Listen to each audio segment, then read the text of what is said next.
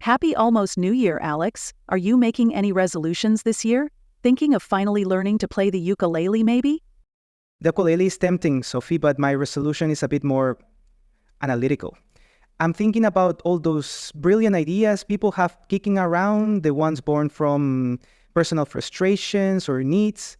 You know, the true user innovations.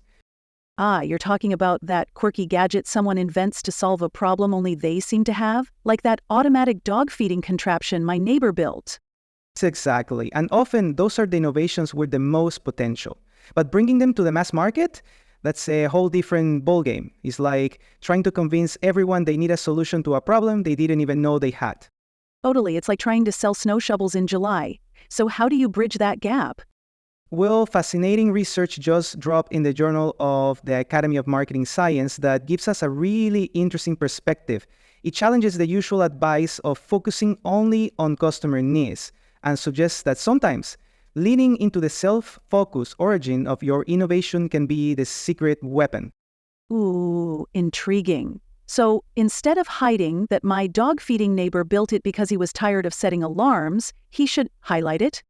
In certain ways, yes. The researchers Wang and Yim argue that how you communicate your innovation story, especially the order in which you present information, can significantly impact whether people adopt it. They call their approach counter-learning communication. Counter-learning sounds a bit counterintuitive. It is. Their core idea is that you can actually spark people's creativity by presenting information in a way that slightly clashes with how they naturally learn about new things. This mismatch forces them to think more deeply and creatively about how your invention could fit into their lives. Okay, I'm following. Sort of. Give me an example. Think about our dog feeder. Let's say we're talking to experienced pet tech enthusiasts, people who are already deep into the world of smart pet gadgets. According to the research, you might start by showcasing the advanced sensors, the precise portion control, the durable materials, the attributes. They already understand the potential benefits. They want to know the how. Right, the nitty-gritty details. Exactly. But if you're talking to, say, busy pet owners who are just tired of forgetting to feed their furry friends, people less familiar with the tech, you'd lead with the goal. Never worry about forgetting to feed your dog again. Enjoy peace of mind and a happy, well-fed pet. Then you'd introduce the specific features that make that possible. Ah, make the problem and solution crystal clear first. It makes sense, like leading with the why before the how. Precisely. The research shows this is especially true for these self-focused innovations. Because the initial motivation is so personal, it might not immediately resonate with everyone. By strategically sequencing the information, you nudge people to think, hey, I could use that for my specific situation, even if it's slightly different from the inventor's. So it's about understanding your audience's expertise level? Precisely. The study emphasizes the importance of domain knowledge. If your audience is already familiar with the area, they're more likely to creatively connect the attributes to their own needs. If they're novices, you need to paint the picture of the benefit first. It's like that old saying, you have to know your audience, but this adds a layer of how to present information, not just what to say. Exactly. Think about a fitness app invented by a marathon runner. For other heroes runners, domain adopters, you might highlight their detailed performance metrics, their advanced training plan customization, the features. They get it. But for someone whose New Year's resolution is simply to be more active, the non-domain, you'd start with a feeling of accomplishment, the increased energy, the ease of starting small. Makes total sense. It's about meeting people where they are and sparking that aha moment. So the self-focus isn't a liability after all?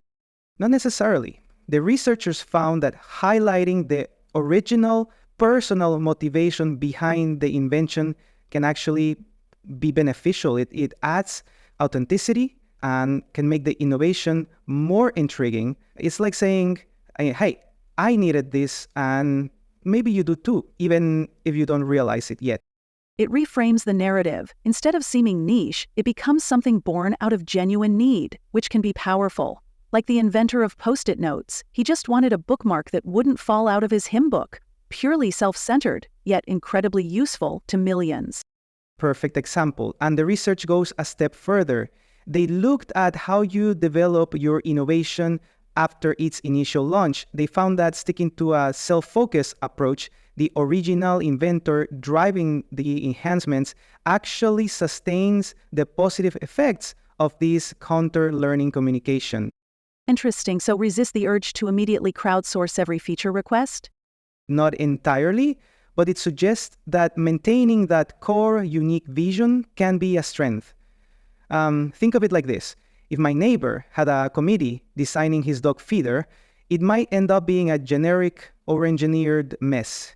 His individual, quirky approach is part of its charm and potential appeal. So, for all those listeners with brilliant ideas for a New Year's resolution invention, the smart toothbrush that scolds you for not brushing long enough, the self-folding laundry basket, this research offers a roadmap. Absolutely. It's about being strategic with your communication and understanding your audience's starting point. Don't be afraid to share your personal why. It might be the very thing that resonates with others.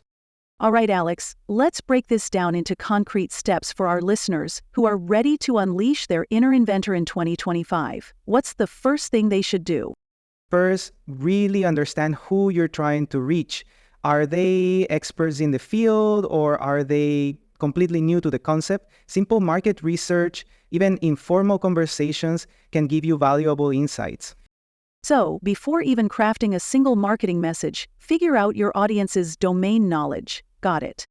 Exactly. Then experiment with how you present your innovation. If you're targeting experts, don't shy away from the technical details up front. Let them geek out on the features. But if you're going after a broader audience, start with the tangible benefits, how it solves a problem, saves time, or improves their lives. So, think aspirational outcome first for the masses and technical prowess first for the pros. that's a good way to put it. And don't forget your story. Share why you invented this, what problem were you facing. That personal connection can be incredibly powerful. Think about the success stories of many Kickstarter campaigns. The founders often share their personal struggles and how their invention was a solution. Makes it relatable and human. It's not just a product, it's a solution born from a real need. And finally, be mindful of the development process. While feedback is important, don't lose sight of your original vision. That unique perspective is what makes your innovation special in the first place. So, aspiring inventors, as you tackle your New Year's resolution of bringing that idea to life, remember this research. Embrace your self-focus, understand your audience, and tell your story strategically. It might just be the key to unlocking mass market adoption.